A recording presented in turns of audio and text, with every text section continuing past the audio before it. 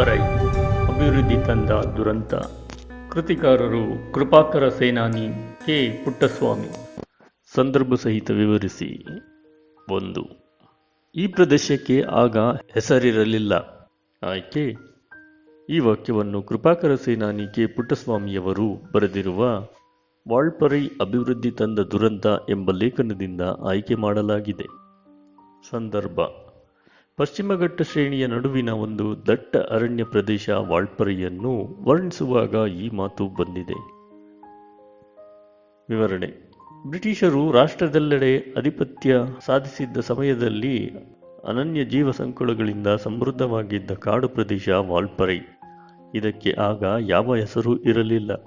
ಗಗನಚುಂಬಿ ಮರಗಳ ಮೇಲ್ಛಾವಣಿಯನ್ನು ಭೇದಿಸಿ ಭೂಸ್ಪರ್ಶ ಮಾಡುವ ಸೂರ್ಯಕಿರಣಗಳು ಸೆಣಸುತ್ತಿದ್ದ ದಟ್ಟವಾದ ಕಾಡನ್ನು ಹೊಂದಿದ್ದ ಪ್ರದೇಶ. 18ನೇ ಶತಮಾನದ ಅಂತ್ಯಭಾಗದಲ್ಲಿ ಆ ಕಾಡು ಹೇಗಿತ್ತು ಎನ್ನುವ ಚಿತ್ರಣವನ್ನು ಲೇಖಕರು ನೀಡುತ್ತಾರೆ. ಆ ಪ್ರದೇಶಕ್ಕೆ ಹೆಸರಿಲ್ಲದಿರುವ ಕಾರಣ ಆ ಪ್ರದೇಶ ಹೊರಗಿನ ಪ್ರಪಂಚಕ್ಕೆ ತಿಳಿದಿರಲಿಲ್ಲ, ಜನರು ಪ್ರವೇಶಿಸಿರಲಿಲ್ಲ ಎನ್ನುವುದನ್ನು ಹೇಳುವಾಗ ಈ ಮಾತು ಬಂದಿದೆ. 2. ಅದು ಅವರು ಆವರೆಗೂ ನೋಡಿರದ ಪ್ರಾಣಿ. ಆಯ್ಕೆ: ಈ ವಾಕ್ಯವನ್ನು ಕೃಪಾಕರ ಸೇನಾನಿ ಕೆ ಪುಟ್ಟಸ್ವಾಮಿಯವರು ಬರೆದಿರುವ ವಾಲ್ಪರೈ ಅಭಿವೃದ್ಧಿ ತಂದ ದುರಂತ ಎಂಬ ಲೇಖನದಿಂದ ಆಯ್ಕೆ ಮಾಡಲಾಗಿದೆ. ಸಂದರ್ಭ: ವಾಲ್ಪರೈ ಅರಣ್ಯಕ್ಕೆ ಕಾರ್ವೆರ್ ಮಾರ್ಷ್ ಪ್ರವೇಶಿಸಿದಾಗ ಅಲ್ಲಿನ ಆದಿವಾಸಿಗಳು ಪ್ರತಿಕ್ರಿಯಿಸಿದ ರೀತಿಯನ್ನು ಹೇಳುವಾಗ ಈ ಸಾಲು ಬಂದಿದೆ.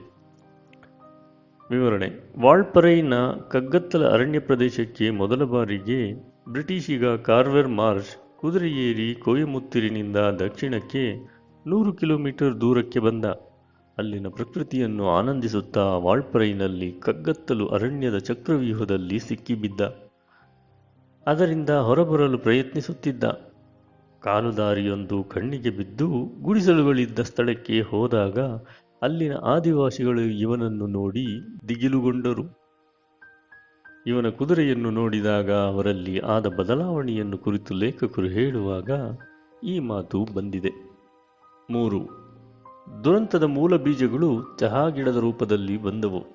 ಆಯ್ಕೆ: ಈ ವಾಕ್ಯವನ್ನು ಕೃಪಾಕರ ಸೇನಾನಿ ಕೆ ಪುಟ್ಟಸ್ವಾಮಿಯವರು ಬರೆದಿರುವ ವಾಲ್ಪರೈ ಅಭಿವೃದ್ಧಿ ತಂದ ದುರಂತ ಎಂಬ ಲೇಖನದಿಂದ ಆಯ್ಕೆ ಮಾಡಲಾಗಿದೆ.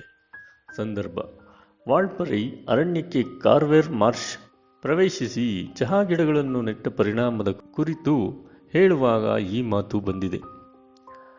ವಿವರಣೆ: ವಾಲ್ಪರೈ ಕಗ್ಗತ್ತಲ ಅರಣ್ಯಕ್ಕೆ ಮೊದಲ ಬಾರಿಗೆ ಬ್ರಿಟಿಷಿಗ ಕಾರ್ವೆರ್ ಮಾರ್ಷ್ ಪ್ರವೇಶಿಸಿದ. ಅಲ್ಲಿ ಆತನಿಗೆ ಪೂಣಚ್ಚಿ ಎಂಬ ಆದಿವಾಸಿ ಪರಿಚಯವಾದನು. ಅವನ ನೆರವಿನಿಂದ ಇಡೀ ಅರಣ್ಯವನ್ನೆಲ್ಲ ಮಾರ್ಷ್ ಅನ್ವೇಷಿಸಿದ. ಪ್ರಕೃತಿಯನ್ನು ಆಸ್ವಾದಿಸುತ್ತಾ ತಾನು ಇಲ್ಲಿಯೇ ನೆಲೆಸಬೇಕೆಂದು ತೀರ್ಮಾನಿಸಿದ. ಪೂಣಚ್ಚಿಯ ಸಹಾಯದಿಂದ ಸ್ಥಳೀಯರ ವಿಶ್ವಾಸ ಸಂಪಾದಿಸಿ ಇಡೀ ಪ್ರದೇಶದ ನಕ್ಷೆ ತಯಾರಿಸಿ ಅಲ್ಲಿ ಆಗಷ್ಟೇ ಭಾರತ ಪ್ರವೇಶ ಮಾಡಿದ್ದ ಚಹಾ ಗಿಡಗಳನ್ನು ತಂದು ನೆಟ್ಟ ಎಂದು ಹೇಳುವ ಸಂದರ್ಭದಲ್ಲಿ ಲೇಖಕರು ಈ ಮಾತನ್ನು ಹೇಳಿದ್ದಾರೆ. 4. ಕಾರ್ಮಿಕರು ಕೆಂಪು ಬಾವುಟ ಹಿಡಿದು ಹೋರಾಟಕ್ಕೆ ಸಜ್ಜಾಗಿದ್ದಾರೆ. ಆಯ್ಕೆ: ಈ ವಾಕ್ಯವನ್ನು ಕೃಪಾಕರ ಸೇನಾನಿ ಕೆ ಪುಟ್ಟಸ್ವಾಮಿಯವರು ಬರೆದಿರುವ ವಾಲ್ಪರೈ ಅಭಿವೃದ್ಧಿ ತಂದ ದುರಂತ ಎಂಬ ಲೇಖನದಿಂದ ಆಯ್ಕೆ ಮಾಡಲಾಗಿದೆ. ಸಂದರ್ಭ: ವಾಲ್ಪರೈನಲ್ಲಿ ಜನರ ಬದಲಿಗೆ ಯಂತ್ರಗಳನ್ನು ಬಳಸಿದ್ದರಿಂದ ಅಲ್ಲಿನ ಕಾರ್ಮಿಕರಿಗೆ ಆದಂತಹ ಸ್ಥಿತಿಯನ್ನು ಕುರಿತಾಗಿ ಹೇಳುವ ಸಂದರ್ಭವಿದು. ವಿವರಣೆ: ವಾಣಿಜ್ಯ ವ್ಯವಹಾರದ ದೃಷ್ಟಿಯಿಂದ ಶ್ರೀಮಂತ ಪ್ರದೇಶವೆಂದು ಗುರುತಿಸಿಕೊಂಡಿದ್ದ ವಾಲ್ಪರೈ ಈಗ ತತ್ತರಿಸುತ್ತಿದೆ. ಅಂತಾರಾಷ್ಟ್ರೀಯ ವಿದ್ಯಮಾನಗಳು ಅದರ ಆರ್ಥಿಕ ಸ್ಥಿತಿಗತಿಗೆ ಕುತ್ತು ತಂದಿದೆ. ವಿಶ್ವ ಮಾರುಕಟ್ಟೆಯಲ್ಲಿ ಚಹಾ ಬೇಡಿಕೆ ಕುಸಿದಿದೆ. ರಫ್ತು ಇಳಿಮುಖಗೊಂಡು ಚಹಾ ತೋಟಗಳು ನಷ್ಟದಲ್ಲಿವೆ. ಬದುಕುಳಿಯಲು ತೋಟದ ಮಾಲೀಕರು ಉತ್ಪಾದನಾ ವೆಚ್ಚ ಕಡಿತಗೊಳಿಸುವ ಅನಿವಾರ್ಯತೆಯಲ್ಲಿದ್ದಾರೆ. ಜನರ ಬದಲು ಯಂತ್ರಗಳನ್ನು ಬಳಸಲು ಮುಂದಾಗಿದ್ದಾರೆ. ಕಂಗಾಲಾದ ಕಾರ್ಮಿಕರು ಬಾವುಟ ಹಿಡಿದು ಹೋರಾಟಕ್ಕೆ ಸಜ್ಜಾಗಿದ್ದಾರೆ.